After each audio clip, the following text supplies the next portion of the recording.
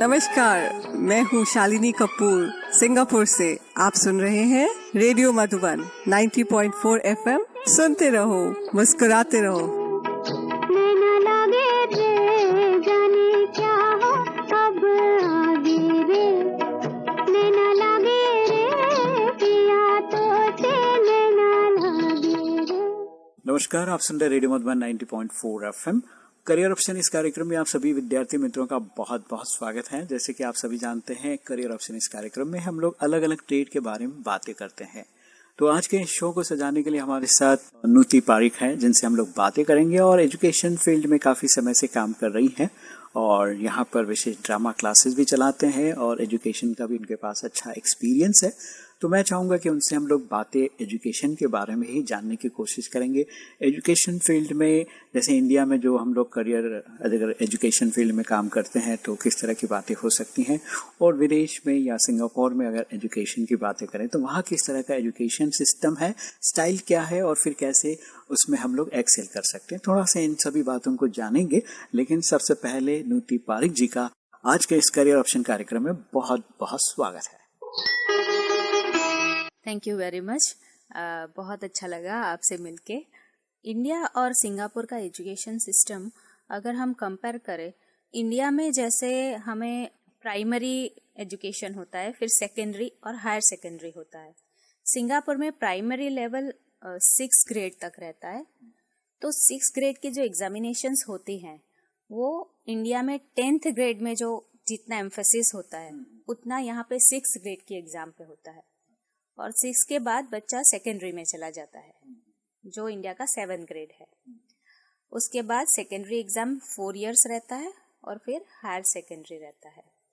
तो ये एक तो डिफरेंस है यहाँ पे कि एजुकेशन का बर्डन बहुत ही छोटी सी एज में आ जाता है बच्चों के ऊपर। जब 5th 6th में बच्चा होता है तब उसको खुद को पता नहीं है कि लाइफ में मुझे क्या करना है। तो जो मम्मी पापा सिखाते हैं वही बच्चा बोलता है, हाँ मुझे ये बनना है कि वो करना है। तो वो एज में उसको बोर्ड के एग्जाम देने होते हैं। तो दैट टाइम सारे पेरेंट्स ऐसे रैट रेस में लग जाते हैं कि मेरे बच्चे का अच्छा रिजल्ट आना चाहिए तो उसको अच्छा स्कूल मिलेगा। लेकिन मेरा खुद का एजुकेशन इंडिया से है, तो मैं यहाँ पे स्कूल्स देखती हूँ तो कोई भी स्कूल में ऐसा नहीं बोल सकती हूँ कि ये स्कूल अच्छा नहीं है। यहाँ के जो लोकल स्कूल, जो गवर्नमेंट स्कूल्स हैं, 90% of kids go into that education system. तो कोई स्कूल मतलब बुरा नहीं है। तो यहाँ की सरकार भी ऐसे रूल बनाया है कि आपके बच्चे का स्कूल आपके रेसिडेंस से विदिन 2 किलोमीटर्स विसिनिटी में होना चाहिए। जो विदिन 2 किलोमीटर्स की विसिनिटी में रहते हैं उसी बच्चों को वो स्कूल में एडमिशन मिलेगा। तो ये एक बहुत बड़ा फर्क है एजुकेशन का। दूसरा कि 10th में जब बच्चा होता है तो थोड़ा और मैच्योर होता है, अपने पे ले सकता है चीज़ें और थोड़े बेटर वे में वो मेहनत करके आगे निकल सकता है। तो ठीक है ये, लेकिन इसमें बच्चे से ज़्यादा पेरेंट का बहुत ही बड़ा रोल रहता है कि अगर पेरेंट खुद समझे कि मेरा बच्चा 6 में है, वो कितना झेल पाएगा, उसका कैपेसिटी और एबिलिटी देख के उसको हमें पढ़ाना चाहिए। और अगर पेरेंट्स इतना समझते हैं तो यहाँ का एजुकेशन सिस्टम बहुत ही अच्छा है, बहुत ही अच्छा है। जी, बहुत ही अच्छी बात आपने बताया। आशा करता हूँ हमारे सभी श्रोताओं को भी एजुकेशन सिस्टम के बारे में, इंडिया और सिंगापुर के बारे में आपने बताया। और जैसे कि इंडिया में भी 5 किलोमीटर के दायरे में अभी स्कूल्स बन गए हैं और ऐसा जागरूक अवस्था में है सभी लोग एजुकेशन के प्रति, वो भी जाग रहे हैं, सरकार भी जाग रही है। और यहाँ पर जैसे आपने कहा 2 किलोमीटर के अंतराल में बच्चों का स्कूल्स है। तो आइए एजुकेशन सिस्टम के बारे में और भी बातें करेंगे। एक और बात मैं पूछना चाहूँगा, जैसे कि हम लोग का जो एग्जामिनेशन की बात आती है या फिर पास आउट की बात होती है, तो अभी जैसे इंडिया में एक नया रूल है कि जो बच्चे जो है उनको फेल नहीं किया जाता कुछ समय तक, कुछ स्टैंडर्ड तक। तो यहाँ पर क्या ऐसा कुछ सिस्टम है? यहाँ पे ऐसा कोई सिस्टम तो नहीं है, पर इतना स्ट्रिक्ट भी नहीं है कि बच्चे को समझते ही नहीं है। तो जैसे अगर बच्चा कोई सब्जेक्ट में वीक है तो स्कूल के टीचर्स रिमेडियल क्लासेस लेते हैं. So that child doesn't go to any tuition centre, क्योंकि स्कूल में ही उसको स्टे बैक कराते हैं 1-1.5 घंटे का, और एवरी वीक 1 या 2 बार उसके कितना नेसेसिटी है उसके हिसाब से टीचर उसकी क्लास लेते हैं. तो ऐसे करके बच्चों को काफ़ी encourage करके वो लोग आगे बढ़ने को सिखाते हैं.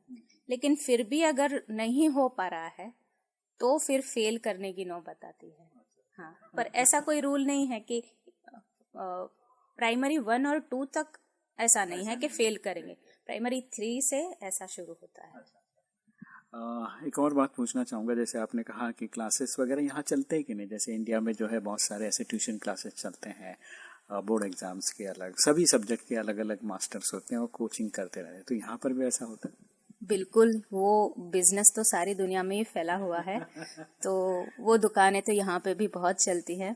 और मैं खुद जब मेरे बच्चे के लिए ऐसे देखने जाती हूँ कि क्या क्या है, मैथ्स का ट्यूशन कहाँ पे अच्छा है, साइंस का कहाँ पे अच्छा है, तो we can not make out which one is good, क्योंकि सभी का मार्केटिंग पॉलिसी इतना अच्छा रहता है, वो पैकेजिंग इतना अच्छा करके देते हैं दैट वी नेवर नो. तो अभी तक तो हमने रखा है कि नहीं, हमारे बच्चे ट्यूशन्स में नहीं जाएंगे.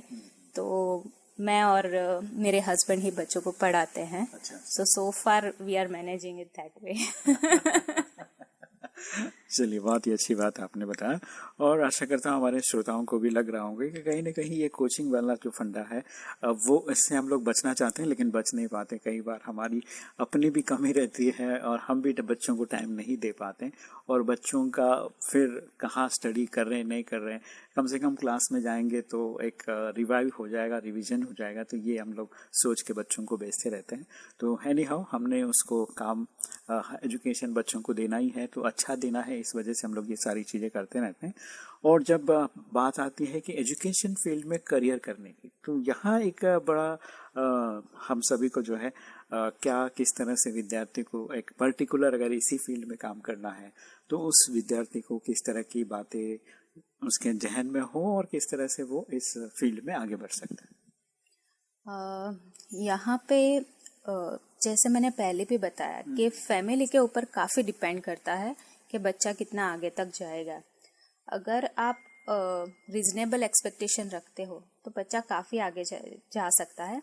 लेकिन जैसे मैंने बोला कि P6 के लेवल पे ही बच्चों से एक्सपेक्टेशन स्कूल से में बढ़ जाती है, तो काफ़ी प्रेशराइज हो जाते हैं बच्चे. वो जो रिजल्ट आता है उसके ऊपर उसको सेकेंडरी का स्कूल मिलेगा, वो अच्छा होगा अच्छा नहीं होगा. वैसे अपने यहाँ पे देखा जाए तो उस इंडिया के कंपैरिजन में यहाँ पे फिर से मैं दोहराऊंगी, सारे स्कूल्स बहुत अच्छे हैं. इंडिया में जैसे इंटरनेशनल स्कूल्स होंगे वैसे स्कूल यहाँ पे लोकल स्कूल हैं. हालांकि यहाँ पे भी इंटरनेशनल स्कूल्स है जिनका एक अलग ही स्टैंडर्ड और अलग ही लेवल रहता है, but they are quite expensive. तो मोस्टली किड्स लोकल एजुकेशन में जाते हैं, तो उसमें बच्चा बहुत अच्छे से एक डिसिप्लिन सीखता है. और पढ़ने के लिए बच्चा रेडी कैसे हो, अगर उसको नहीं पढ़ना है तो वो और क्या क्या कर सकता है, उसके अंदर जो इनेट क्वालिटीज़ है उसको बाहर लाने के लिए बहुत सारे प्रोग्राम्स होते हैं स्कूल में. जैसे इंडिया में होता है इलोक्यूशन कॉम्पिटिशन, फैंसी ड्रेस कॉम्पिटिशन, वो यहाँ पे नहीं होता है. लेकिन यहाँ पे अलग अलग स्पोर्ट्स रहते हैं. जैसे ये बच्चा प्राइमरी 3 में आता है तो प्राइमरी 4 से उसको एक कंपलसरी स्पोर्ट्स लेना रहता है. तो स्कूल उसको टीच करती है, उसके लिए उसको स्टे बैक करना रहता है स्कूल में. तो वो अगर बच्चा स्पोर्ट्स में अच्छा है तो स्पोर्ट्स कोटा में आगे जा सकता है, अच्छे स्कूल में जा सकता है. कोई आर्ट में अच्छा है तो वो आर्ट के बेसिस पे अच्छे स्कूल में जा सकता है. तो तब मेरिट का इतना नहीं रहता है क्योंकि एक अलग स्किल है बच्चे के अंदर. तो ये एक बहुत अच्छी बात है. डोनेशंस कोई स्कूल में नहीं होता है, यहाँ पे वो फंडा ही नहीं है. दिन 2 किलोमीटर अगर आता है तो आपको मिल ही जाएगा एडमिशन, ये है. और आगे बढ़ के ऐसा होता है कि नॉर्मली यहाँ पे थोड़ा रिस्ट्रिक्शन है कि बोर्ड के स्टूडेंट्स जो रेडी होते हैं, फिर सेकेंडरी के जो रेडी होते हैं, उसमें अलग अलग लेवल होगा. जैसे अगर बच्चा अच्छा है तो A लेवल में जाएगा, उसके बाद वाला नॉर्मल लेवल में जाएगा। ऐसे 3 लेवल होते हैं। तो अगर 3rd लेवल में जाता है बच्चा तो फिर आगे जाके उसको पॉलिटेक्निक कॉलेज में ही जाना पड़ेगा। He can not become an engineer. फिर लोग ऐसे करते हैं कि उनको फर्दर स्टडीज के लिए अब्रॉड भेज देते हैं। तो यहाँ का जो एजुकेशन सिस्टम है वो ऑस्ट्रेलिया से काफ़ी मैच करता है। So most of the kids subjects के लिए, तो अभी जैसे मेरा सब्जेक्ट है इंग्लिश लिटरेचर, तो मैं जब इंडिया से यहाँ पे आने वाली थी तो मैंने काफ़ी रिसर्च किया था, तो पता चला था कि यहाँ पे इंग्लिश के लिए काफ़ी डिमांड होती है टीचर्स की। सो आई वॉज़ वेरी हैप्पी। तो मुझे मेरे फील्ड का ज़्यादा पता है, लेकिन मेरे कुछ फ्रेंड्स हैं जिन्होंने इंजीनियरिंग इंडिया से की है और यहाँ पे पीएचडी के लिए आए हैं। काफ़ी मेहनत रहती है उनको, but they are very happy. और अभी उनको आगे चल के जॉब्स भी ऑफर किए गए हैं। तो अभी वो लॉन्ग टर्म प्लानिंग यहाँ पे रह के जॉब करने का सोच। यहाँ के जो यूनिवर्सिटीज़ हैं उनके एक्सपेक्टेशंस एक स्टूडेंट के पास काफ़ी रहते हैं। तो और बच्चा ब्रिलियंट है, उसको लाइफ में कुछ स्टडीज़ के लिए कुछ करना है, then this is the best place. Nuti Parik ji, बहुत ही अच्छी बात आपने बताया। आशा करता हूँ हमारे श्रोताओं को इंडियन एजुकेशन सिस्टम और थोड़ा सिंगापुर एजुकेशन सिस्टम की जो डिफरेंस है वो समझ में आ गया होगा। तो आइए और भी बहुत सारी बातें करते हैं इसी विषय पर, और करियर कैसे कर सकते हैं एजुकेशन फील्ड में वो हम लोग जानने की कोशिश करेंगे आगे के एपिसोड में। लेकिन अभी लेते एक छोटा सा ब्रेक, सुनते एक बहुत ही प्यारा सा गीत। आप सुनाए हैं रेडियो मधुबन 90.4 FM। सुनते रहो, मुस्कुराते रहो।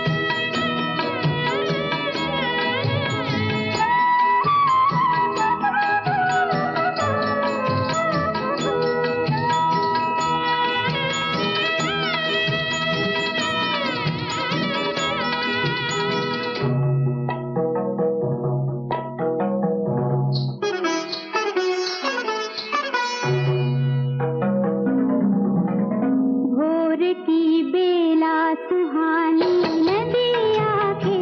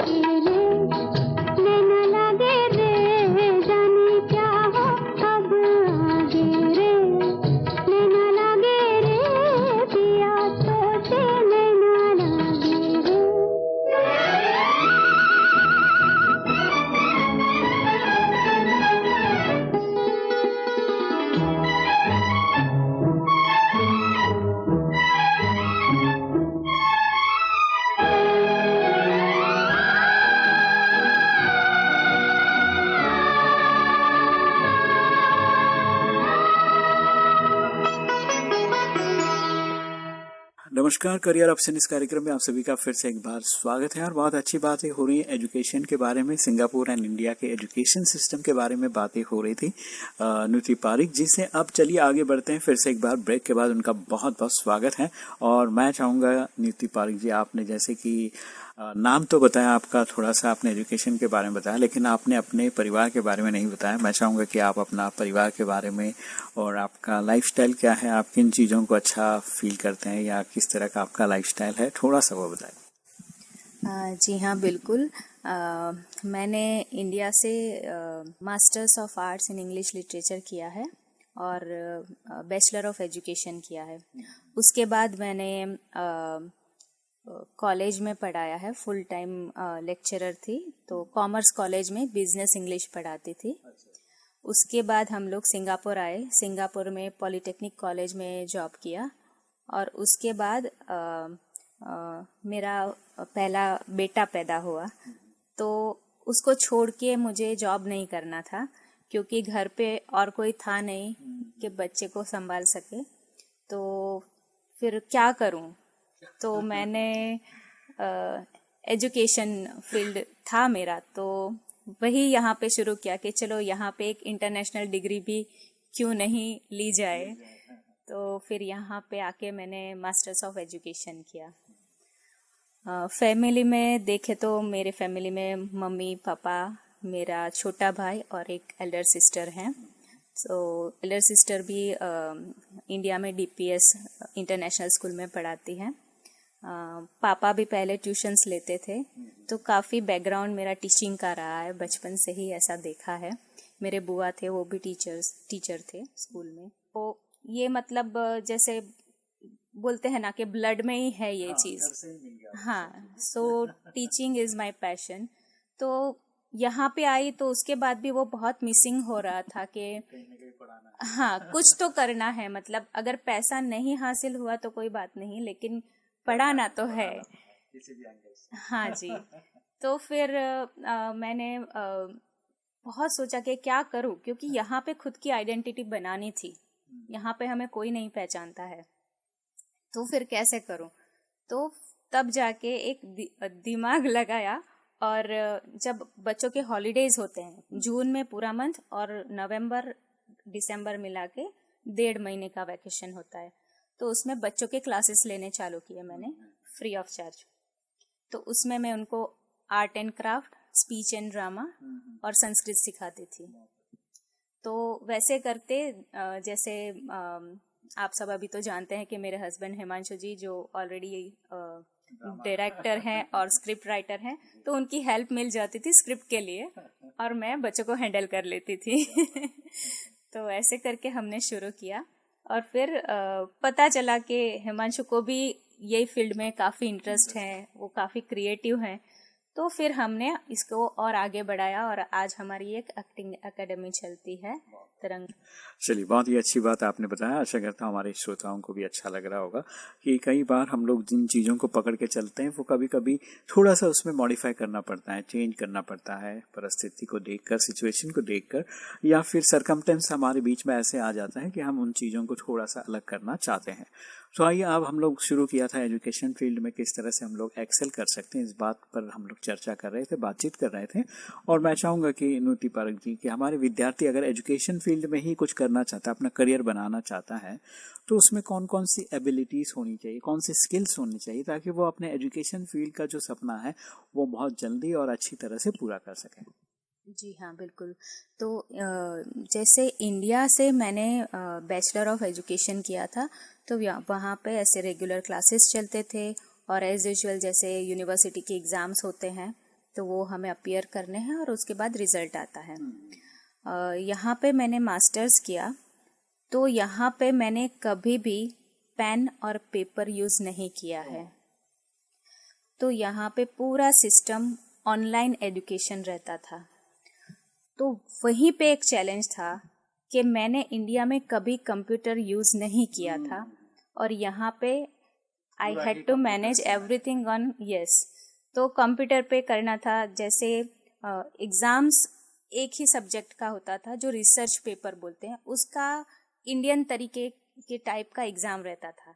लेकिन बाकी के जो सब्जेक्ट्स रहते थे तो उसमें हमें सेल्फ असाइनमेंट बोलते हैं, जो हमें ऑनलाइन ही सबमिट करने रहते हैं। और उसके बाद सारा अपना कंटेंट हमने लिख लिया, उसके बाद पूरा रेफरेंस लिखना रहता है कि हमने ये थॉट्स या ये चीज़, ये पर्टिकुलर एस्पेक्ट कौन सी बुक से लिया है या कौन से ऑथर से लिया है। तो अगर बुक से रेफरेंस लिया है तो उसका रेफरेंस अलग तरीके से लिखना होता है, ऑथर का लिया है तो उसका अलग तरीके से लिखना रहता। So that was a very novel experience for me. तो वो काफ़ी कुछ सीखा मैंने। तो यहाँ पे अगर पढ़ना है तो टेक्नोलॉजी में it should be on your finger tip, ऐसा है। अगर है तो प्लस पॉइंट है, नहीं तो जैसे हम अगर जी हाँ, अगर हम लाइफ टाइम लर्नर खुद को स्टूडेंट बनाते हैं then we will learn everything. तो ऐसा कुछ नहीं है हम सीख नहीं सकते, मैंने उस आने के बाद ही सीखा सब। लेकिन अगर आपके पास है तो बहुत ही आसानी रहती है और काफ़ी एडवांस लेवल पे सब सिखाया जाता है यहाँ पे। और काफ़ी इंटरेक्टिव सेशंस होते हैं, ऐसा नहीं है कि प्रोफेसर्स ही बोलते रहेंगे और हमें सुन के नोट्स लेके निकल जाना है। आपको अपना भी ओपिनियन अंदर डालना रहता है और इस तरीके से वो लोग हैंडल करते हैं। एग्ज़ाम्स में एज मैंने बताया कि एक ही पेपर होता है जो राइटिंग एग्ज़ाम होती है, बाकी ऑनलाइन सबमिशन रहता था। तो अगर आपकी इंग्लिश, जैसे मेरा इंग्लिश लिटरेचर और इंग्लिश लैंग्वेज का फील्ड है, तो अगर आपके पास थोड़ा एक्सपीरियंस रहेगा इंडिया का, तो आप यहाँ पे इंग्लिश टीचर के लिए अप्लाई कर सकते हो। जैसे यहाँ पे है मिनिस्ट्री ऑफ एजुकेशन, जो यहाँ का सेंट्रलाइज सिस्टम है, तो उसमें हमें एप्लीकेशंस डालने होते हैं। तो मैंने जब पहली बार मेरा एप्लीकेशन डाला तो उन लोगों ने मुझे बोला कि मेरा सारा डिग्री इंडिया का था, तो इसलिए उन्होंने मुझे यहाँ पे एक एंट्रेंस टेस्ट देने को बोला था कि आपको ये टेस्ट देनी पड़ेगी, उसके बाद हम बताएंगे। तो मैंने वो एग्ज़ाम दिया, वो क्लियर करने के बाद और आगे मुझे जॉब ऑफर्स आए। तो एज फार एज आपका स्पोकन इंग्लिश अच्छा है और रिटन में आपकी ग्रामर पे आपका पकड़ है, तो it should not be a problem, आप काफ़ी आगे जा सकते हो। और जैसे जॉब करने में यहाँ पे मज़ा ही अलग है, यहाँ पे किसी भी तरीके का एक्सप्लॉयटेशन नहीं है कि आप जितना काम करोगे आपको सैलरी भी उतनी ही अच्छी मिलती है, सारी फैसिलिटीज़ भी मिलती हैं जो इंडिया में हम थक जाते हैं, बहुत ही मुश्किल से हमें मिलती है।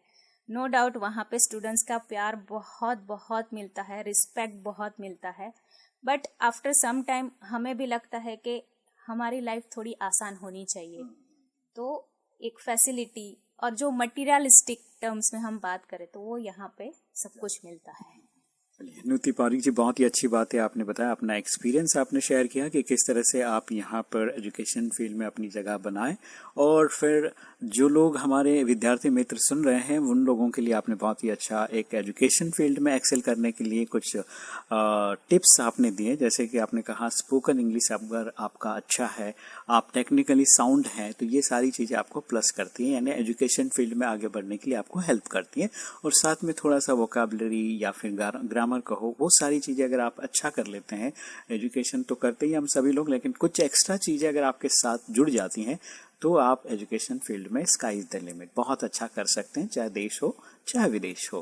तो चलिए, आप सभी को बहुत सारी शुभकामनाएं। और जाते जाते नुति पारिक जी से मैं कहूँगा कि हमारे सभी विद्यार्थी मित्रों को जो आज करियर ऑप्शन प्रोग्राम सुन रहे हैं उनके लिए एक मैसेज एक मोटिवेशनल थॉट, जो भी आपको लगता है कि इससे मोटिवेशन, जिससे आपको मोटिवेशन मिलता है, जिन शब्दों से, वो शब्द उनको ज़रूर बताएं जाते जाते। मोटिवेशन के लिए मैं यही बताऊंगी कि मोटिवेशन के लिए कभी किसी के ऊपर हमें डिपेंडेंट नहीं रहना चाहिए। मोटिवेशन हमेशा अपने अंदर से आता है। तो हमें खुद को पहचानना है, खुद की एबिलिटीज़ को पहचानना है और खुद के ऊपर कॉन्फिडेंस रखना है।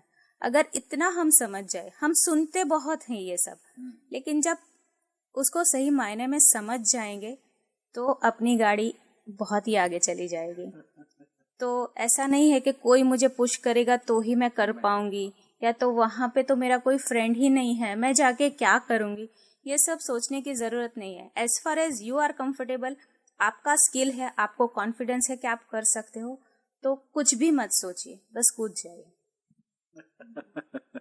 चलिए, बहुत ही अच्छा सेल्फ मोटिवेशन के बारे में आपने जिक्र किया। आशा करता हूँ हमारे विद्यार्थी मित्रों को इसी तरह से सेल्फ मोटिवेट रहना चाहिए। किसी भी आधार से, किसी के शब्दों से या कोई कहे तब मैं करूँ, ऐसी चीजें आपके दिमाग से निकाल दीजिए।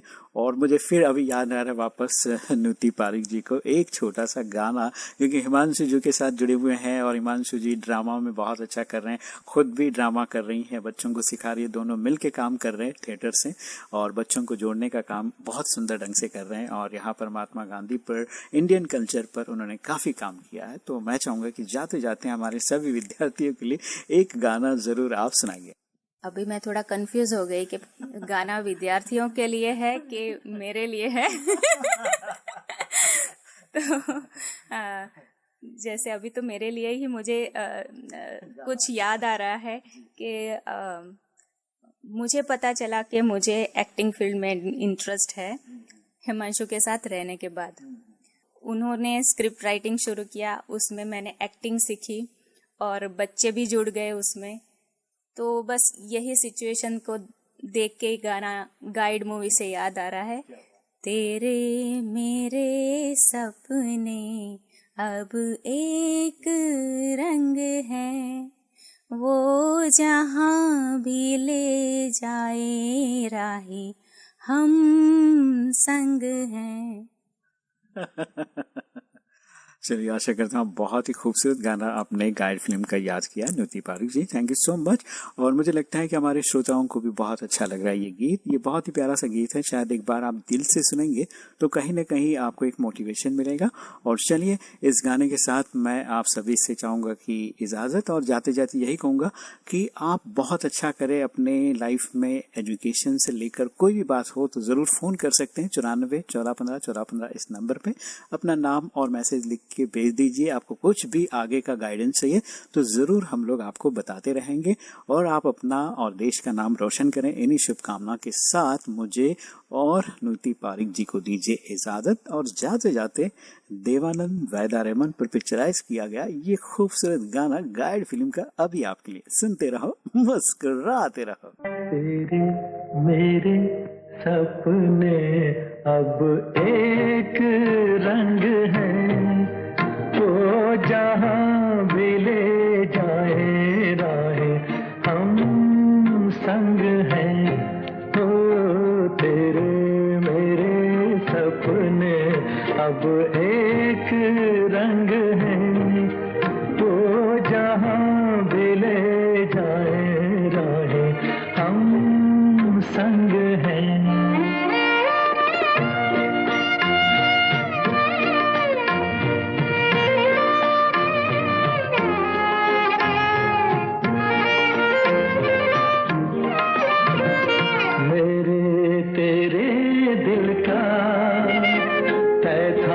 एक दिन मिलना जैसे बहार आने पर है फूल का खिलना, मेरे तेरे दिल का तय था एक दिन मिलना जैसे बहार आने पर है फूल का खिलना।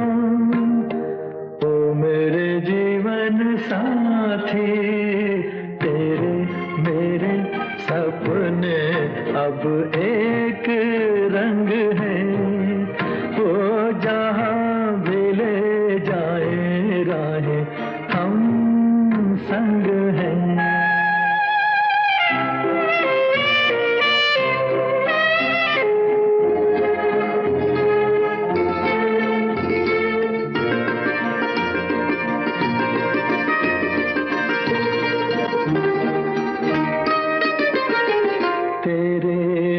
अब मेरे मेरे सुख अब तेरे तेरे ये दो नैना चांद और सूरज मेरे, तेरे दुख अब मेरे, मेरे सुख अब तेरे, तेरे ये दो नैना चांद और सूरज मेरे, ओ मेरे जीवन साथी, तेरे मेरे सपने अब एक रंग है, वो जहाँ भी ले जाए राहें हम संग हैं।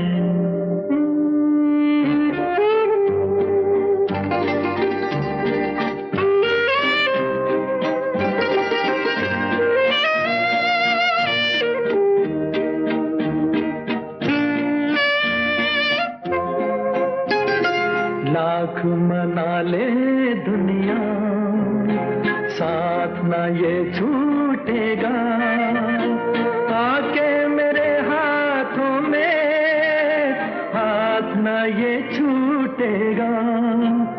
लाख मना ले दुनिया साथ ना ये छूटेगा, आके मेरे हाथों में हाथ ना ये छूटेगा।